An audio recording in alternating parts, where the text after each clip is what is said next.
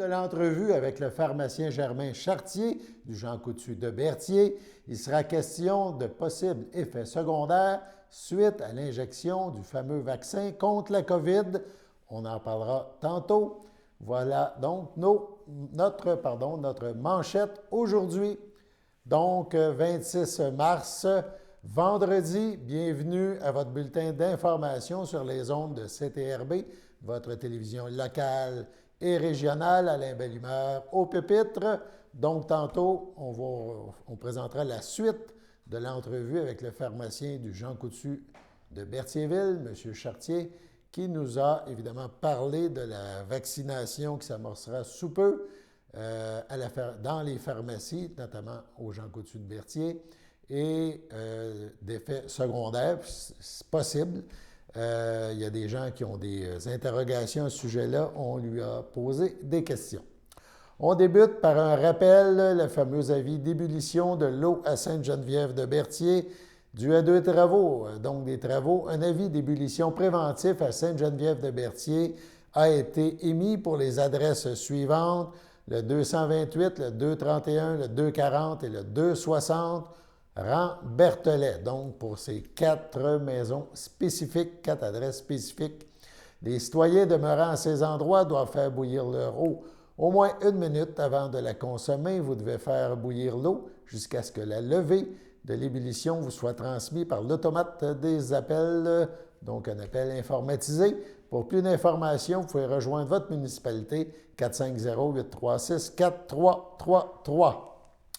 Allons-y maintenant avec la suite de cette entrevue avec le pharmacien propriétaire du Jean Coutu à Berthierville, Germain Chartier. Comme il l'a souligné hier, le pharmacien nous parle évidemment de la vaccination qui se fera dans les pharmacies et il sera entre autres question parce que les gens ont des questions notamment là, sur de possibles effets secondaires découlant de la vaccination. Bref, on écoute le pharmacien de Berthierville. Oui. Donc, au début, tout le monde au Québec, toutes les pharmacies du Québec qui ont adhéré vont recevoir 100 doses. Il y a des pharmacies qui n'ont pas accepté de faire, qui ne feront pas de vaccination. Il faut comprendre les raisons en arrière de ça. Je pense que ce n'est pas au détriment de la vaccination, c'est vraiment qu'il faut avoir les ressources. Quand on est un seul pharmacien dans une pharmacie, c'est difficile de se libérer de la journée pour faire la vaccination. Et heureusement, chez nous, on est plusieurs pharmaciens, ça aide. Et on a aussi l'infirmière qui est là 2 jours semaine qui va contribuer. Donc, c'est tout ça fait que ça nous permet de vacciner. Mais on a nos limites aussi, malheureusement. On aimerait bien ça, d'en faire 1000 par jour, puis ça serait notre souhait plus cher, mais c'est difficile, logistiquement. Oui, c'est ça, le cadre quand même. Il faut quand même qu'il y ait de l'espace pour respecter la distanciation. Puis l'observation, comme vous dites, il y a plusieurs étapes. Il reste pas assis. Puis une dernière étape essentielle que j'ai oublié de vous dire, c'est qu'on doit, dès qu'on vaccine les gens, déjà leur dire dans 4 mois la date de leur prochain rendez-vous. Donc, c'est obligatoire aussi dans notre... Donc, les gens qui s'engagent à venir en pharmacie vont revenir 4 mois après aussi à la pharmacie. Ils ne vont pas dans un autre lieu. Ils vont partir la journée même avec la date de leur rendez-vous. Ça, justement, on peut en parler de la deuxième dose. Une fois que la personne est vaccinée, donc une fois qu'elle a sa première dose, si jamais elle ne veut pas la deuxième dose, vous dites que vous faites un rendez-vous, est-elle obligée de revenir pour la deuxième dose? En fait, c'est un engagement moral. On comprend qu'il n'y a pas d'obligation, c'est bien sûr. Imaginez la situation où les gens prennent le deuxième rendez-vous et ne se présentent pas. Et là, ça fait, si c'est 1 ou 2, peut-être pas trop de conséquences, mais mettez à l'ensemble du Québec, on a 10 personnes qui ne se présentent pas. On a monopolisé une place horaire. On a réservé des professionnels de la santé pour le faire. Ça brime. Et 2, si tous les gens font la même chose, parce qu'on comprend bien que le premier vaccin nous protège, mais on n'a pas une totale protection. Donc, avec le deuxième vaccin, c'est ça qui va comme conclure l'affaire, on va dire comme ça, là, puis qui va dire, on va être protégé, puis on va avoir une immunité de masse, entre guillemets. Donc, ça va éviter que dans 6 mois, on se retrouve au même point qu'aujourd'hui, qu'on est toujours inquiet. On va éviter une 3e et une 4e vague, puis on va surfer sur ça plusieurs mois. Est-ce que le vaccin va l'avoir tous les années? On n'en a aucune idée possible. Mais on va se concentrer sur cette année. Puis je pense que le fait d'avoir les 2 vaccins, bien, on va se protéger. Puis on va remettre tout le monde je pense, l'économie, sur les rails. Tout, c'est un travail ensemble qu'on va réussir. Mais l'importance de la deuxième dose est aussi importante que la première. Il ne faut pas se sentir, on est immunisé, on arrête cela. Bien au contraire. Mais de toute façon, je pense qu'il y a des vaccins qui vont arriver, je ne sais pas si c'est prochainement, là, mais avec une dose seulement aussi, je pense que ça va se faire. Effectivement, ça c'est un avantage. Puis aussi, logistiquement, c'est un avantage aussi, parce qu'il faut se dire les choses, si c'est dur en juillet, bien, peut-être que vous êtes au travail en juillet, donc il y a des gens qui peuvent peut-être prendre des vacances. Donc, c'est pas facile pour ça, puis ça, je le comprends. Puis si on pouvait avoir en pharmacie une dose, bien, je pense que ce serait bien plus pratique, ça, c'est évident. Mais on l'a demandé, mais là, c'est pas nous qui avons le contrôle sur ça, malheureusement. Parfait. Puis là, on parle aussi de la priorité. Donc, les citoyens vont-ils attendre que ça soit leur tour prioritaire? Donc, on sait les différents, présentement, les 65 ans et plus. Ouais. Dans la Nodière, donc c'est 56, je pense, l'année. Oui, effectivement, on doit attendre notre priorité en pharmacie, c'est la même chose. On suit le même protocole que le gouvernement. Il y a une réflexion qui s'est faite au niveau de la santé publique à ce sujet-là, donc c'est pas aléatoire, c'est vraiment suivi à la lettre. Certaines personnes disent « Oui, mais on est peut-être pourquoi pas nous plus que d'autres. » Je ne suis pas en mesure de contredire la santé publique sur ça. Par contre, ben, plus vite qu'on va se vacciner, je pense que c'est ça l'ensemble. Puis je suis très heureux de voir que la vaccination, quand même, elle progresse vite, parce qu'on était à 75 ans, ça fait pas si longtemps, on est rendu à 65 ans, bientôt 60. Donc, tant mieux, là, je pense que 12% de la population ce matin qui est vaccinée, on est sur la bonne voie. Les personnes qui ne devraient pas prendre le vaccin, c'est celles qui sont allergiques anaphylactiques, c'est-à-dire qu'ils sont allergiques à un des adjuvants et ils font des chocs anaphylactiques. On ne saura pas avant d'avoir le premier vaccin. Donc, quelqu'un fera un choc, on sait que le deuxième, on ne le donnera pas. Donc, ça, c'est clair. Même les femmes enceintes, ce n'est pas une contre-indication formelle. Ça dépend toujours. Il semblerait qu'il y a une infirmière qui sera enceinte, donc elle pourrait quand même avoir. Donc, on évalue le risque versus bénéfice. Les immunosupprimés, ce n'est pas une contre-indication formelle. Donc, les immunosupprimés, c'est des gens qu'on leur donne des médicaments puissants qui diminuent leur système immunitaire. Donc, on pense que le vaccin serait un peu moins efficace chez ces gens-là. Donc, ça ne veut pas dire qu'on ne pourrait pas le donner quand même. Donc, on aurait une efficacité moindre, mais elle serait là quand même. Donc, probablement qu'on le donnerait quand même. Donc, il y a une évaluation qui se fait par l'infirmière lors de la vaccination. Donc, c'est pour ça qu'on demande de remplir le questionnaire. Puis, si on a des doutes, bien là, si je suis immunosupprimé ou non, bien là, l'infirmière ou le pharmacien, en l'occurrence la personne qui va vacciner, va poser des questions d'usage, puis va prendre des décisions éclairées. Puis on évalue toujours le risque versus le bénéfice. Donc, quand les risques sont minimes versus les bénéfices que ça va nous apporter, si le patient est d'accord, on va injecter, puis on va expliquer les notions qui ont été... parce qu'en fait, ce qui arrive, c'est que les vaccins n'ont pas tous été testés chez les patients immunosupprimés. Donc, un patient qui prend les anti-rejets versus...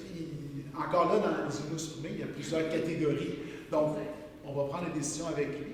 Mais ce n'est pas une contre-indication absolue, ça c'est clair. Est-ce que les gens peuvent prendre 2 rendez-vous, exemple, justement, un à la pharmacie, au Garigel, vous avez dit pour la deuxième dose, c'est non, c'est pharmacie. Oui. Mais si, exemple, je pense que c'est une question de transport, surtout si jamais ils prennent un rendez-vous pharmacie, Garigel, puis que là, ils ne peuvent pas se rendre au Garigel, ils peuvent quand même aller à la pharmacie. Oui.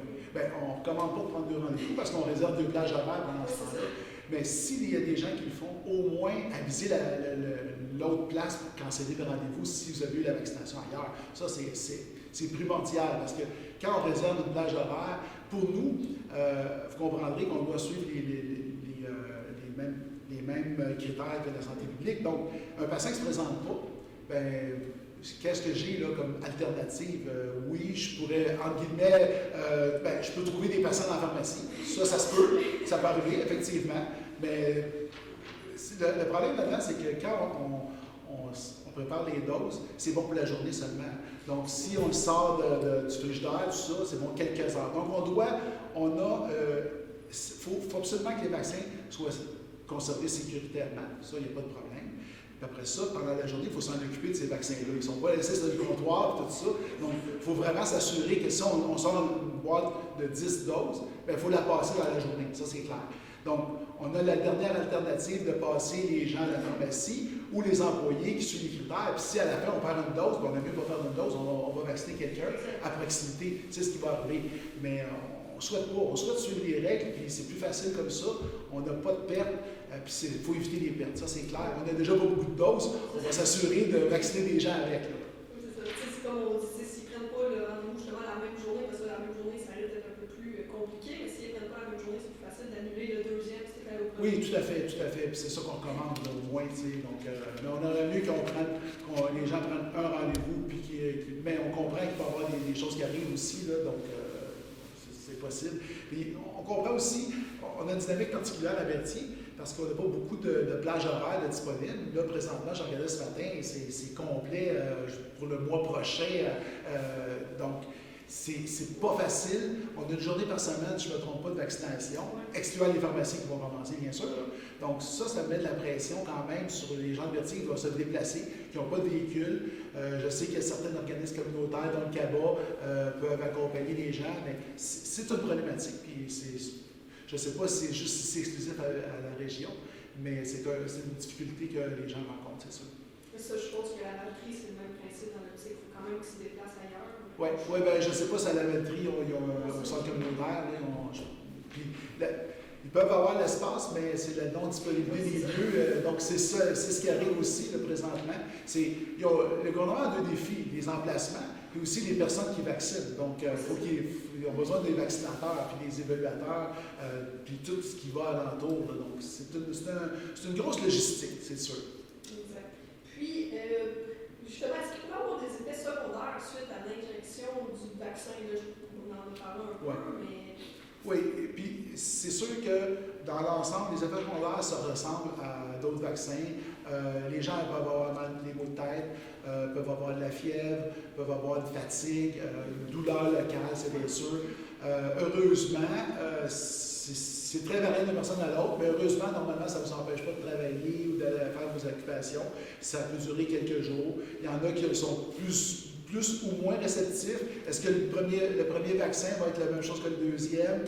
On ne le sait pas, mais soyez rassurés, ce n'est pas quelque chose qui devrait vous causer des graves effets secondaires.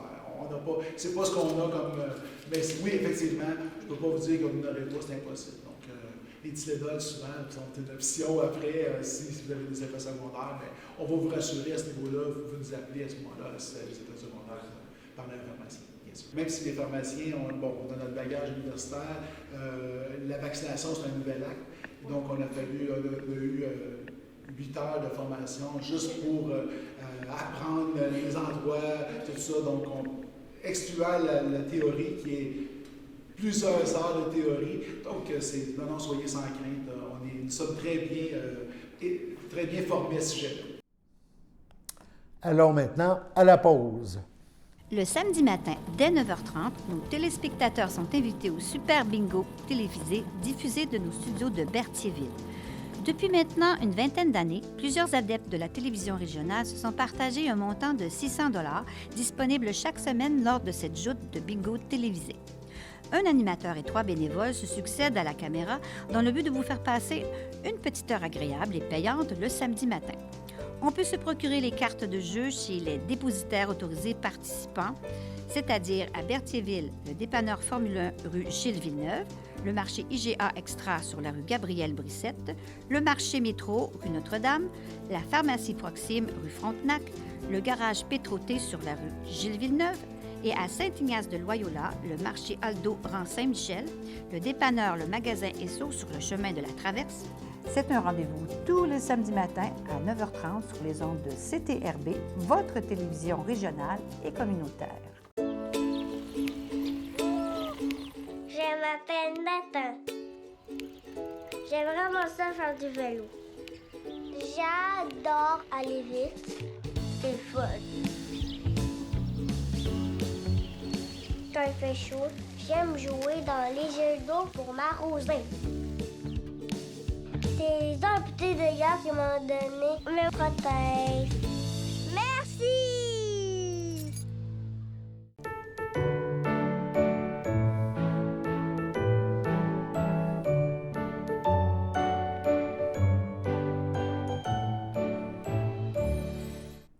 Place aux anniversaires du week-end. 26 mars, mais pas en premier. La FADOC de l'Île-du-Pas souhaite bonne fête à Gilles Dupuis. Elle souhaite aussi bonne fête à Claire Dalcourt, également à Agnès Courchaine et à Robert Forêt. L'Association des personnes handicapées du secteur Berthier souhaite bonne fête à Francis Barthes. 27 mars, cette fois, la FADOC de l'Île-du-Pas souhaite bonne fête à Sylvain Courchaine, Claudine Blais et Janine Gélina. Finalement, le 28 mars, dimanche, la FADOC de l'Île-du-Pas souhaite bonne fête à Gilles Sancartier et à Richard Ladouceur. On poursuit maintenant nos informations. La Chambre de commerce et d'industrie Berthier-Dautré a présenté le 24 mars dernier une conférence en vidéoconférence, donc, avec pour thème « Entrepreneurs au cœur du changement ». Nicolas Duvernois, fondateur de Pure Vodka, fondateur et président de Duvernois, et Dragon à l'émission Les Dragons. Aussi Caroline Ouellette, présidente de Pratique, Guillaume Narbonne, fondateur de ULM Québec à Saint-Cuthbert, et Cindy Lou Chapcott, associée stratège en relève chez Rattel des avocats Joliette, étaient les panélistes présents. Ces panélistes mentionnaient ce que représente pour eux le thème « Entrepreneurs au cœur du changement ».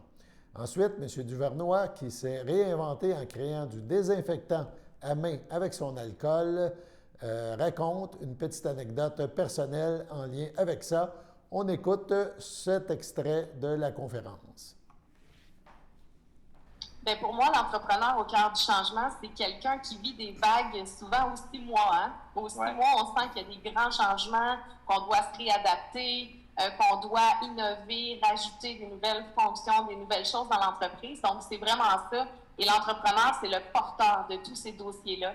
C'est celui qui distribue les mandats, puis qui a le grand défi de faire évoluer son entreprise avec les vagues qu'on vit souvent aux 6 mois que j'ai remarqué avec mon expérience. Nicolas? Ben moi, absolument d'accord avec ce qu'il vient de dire, mais c'est surtout, moi, je mettrais l'emphase sur l'état d'esprit.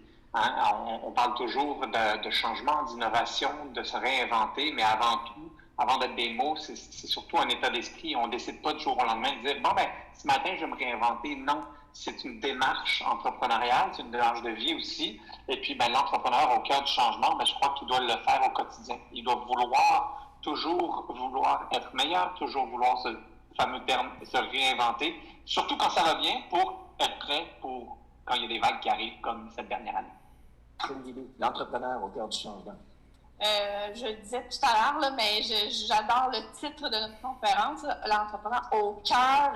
C'est tellement vrai dans tous les sens du terme. Pour moi, l'entrepreneur vit le changement en 360 degrés, autant à l'interne dans son organisation, où ce qu'il doit faire, par communiquer sa vision, s'assurer que les gens y adhèrent, la comprennent et embarquent, et en même temps, il le vit ou le subit, dépendamment des entrepreneurs, de l'externe aussi. Ouais. Tous les changements d'une industrie, d'un marché. Alors, quand on dit qu'il est au cœur, il le reçoit et il le transpose aussi. Alors, il a à le vivre dans tous les sens du terme. Guillaume?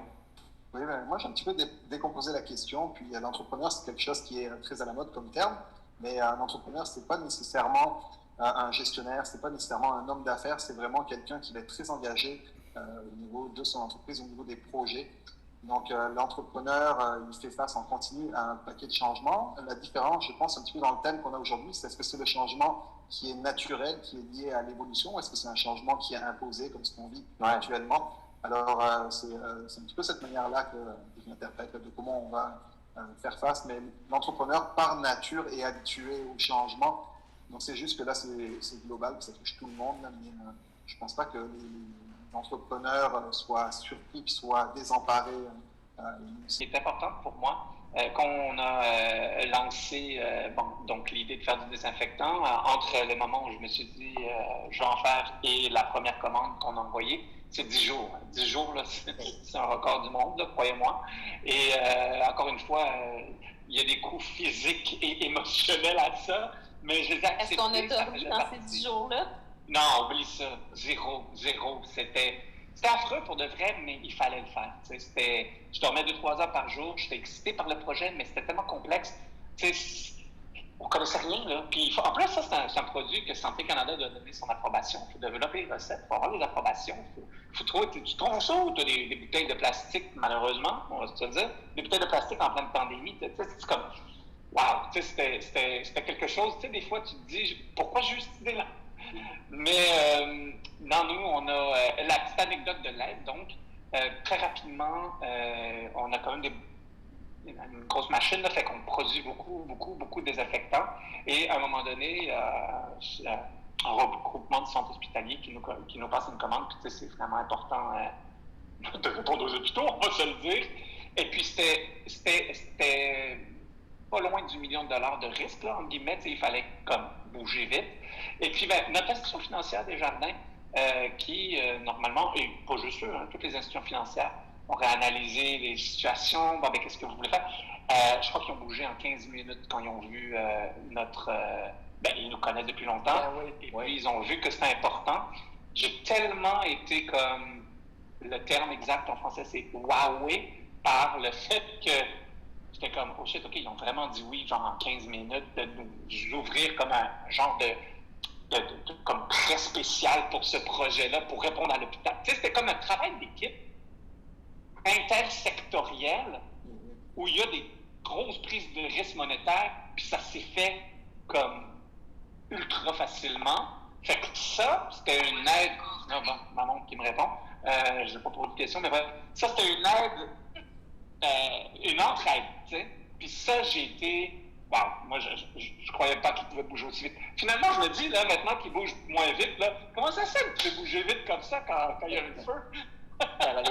Je voulais soulever la solidarité, effectivement, plusieurs types d'entreprises, de secteurs qui se sont rassemblés, que ce soit pour les respirateurs ou pour n'importe quoi d'autre. Mais ça montre qu'on est capable de revirer sur un petit sou, de changer. Ouais. Puis on voit aussi que si on ne veut pas changer, ça peut être long, comme Nicolas vient de le dire. Mais si on veut changer, on a juste à se mettre en action. L'intégrale de cette activité conférence, donc, sera en vente sous peu par la Chambre de commerce locale. Surveillez la page Facebook, donc, de la Chambre de commerce et d'industrie de Berthier-d'Autrey pour plus de détails bientôt. Un événement fort intéressant. On poursuit maintenant. La Fédération québécoise des municipalités, la FQM, souligne l'effort du gouvernement du Québec qui investit 72,4 millions de dollars sur 3 ans dans son budget 2021-2022 pour consolider le patrimoine culturel. Dans le contexte de la mise en place du projet de loi 69, la pérennisation du programme de soutien au milieu municipal en patrimoine immobilier est une mesure essentielle pour les régions, de dire l'organisme. De plus, la somme de 12,4 millions aidera les MRC à produire l'inventaire de leur patrimoine bâti, comme demandé par la FQM. M. Jacques Demers, qui est président de la FQM, maire de Sainte-Catherine de Hatley et préfet de la MRC Memphrey-Magog, a assuré « La FQM est heureuse de constater l'écoute du gouvernement envers ses propositions. Nous avions demandé des sommes conséquentes pour aider les municipalités à protéger leur patrimoine qui représente une richesse architecturale unique et inestimable. La Fédération collabore avec le ministère de la Culture et des Communications pour la mise en place de ce programme. Avec des sommes de plus d'1,3 milliard qui seront investies pour brancher tous les foyers du Québec à Internet haut débit, donc au cours des 2 prochaines années, la FQM constate le sérieux du gouvernement aussi dans ce dossier. Ce montant est plus important encore que les sommes annoncées lors du lancement de l'opération haute vitesse un peu plus tôt cette semaine. M. Demers a mentionné, à titre de porte-parole des régions, la FQM n'a jamais cessé de réclamer l'accès à ce service sur tout le territoire québécois. Il s'agit d'une avancée énorme et significative pour le développement des communautés. On y va maintenant avec la prochaine pause. Sachez que vous pouvez nous faire part de vos commentaires, soit pour une annonce gratuite sur notre babillard ou toute autre suggestion en nous rejoignant par téléphone au 450-836-5103, 450-836-5103, ou bien par courriel tvcberthierville@hotmail.com, sur Facebook en écrivant Facebook CTRB.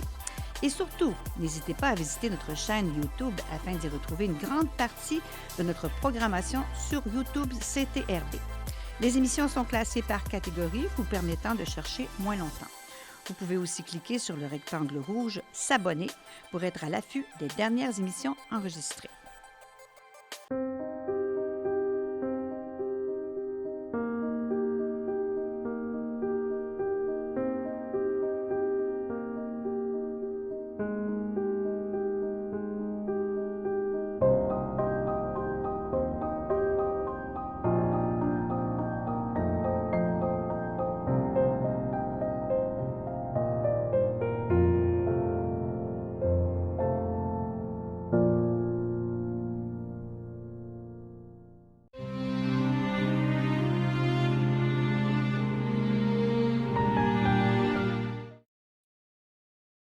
C'est à souligner en ce vendredi, fin de semaine, fin de la semaine. Donc, on poursuit maintenant avec de l'information.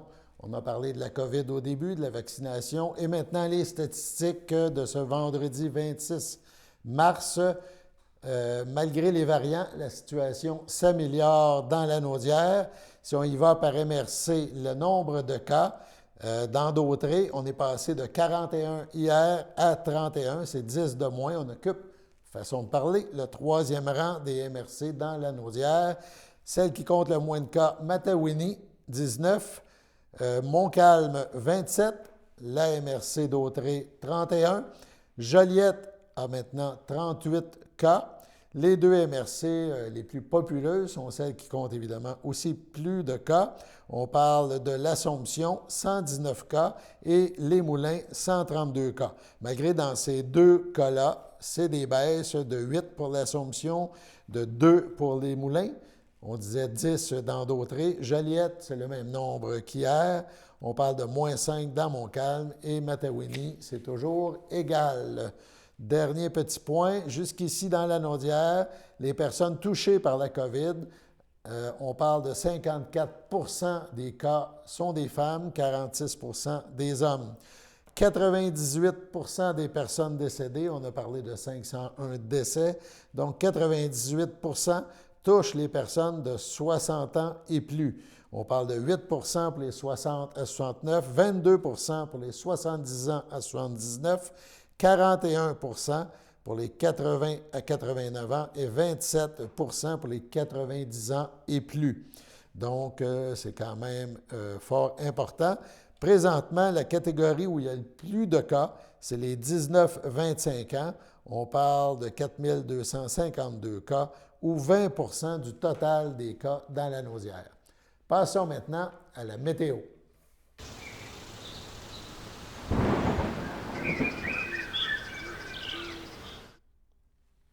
Météo, évidemment, des jours maussades, des heures maussades. Aujourd'hui, beaucoup de pluie là, dans les dernières heures, 5 degrés. Dans la nuit de vendredi à samedi, ça va peut-être se changer en quelques flocons, mais le matin, on parle dans la journée de plus 6. Ça devrait s'éclaircir. Samedi soir, nuageux avec éclaircie. Dimanche, la pluie recommence.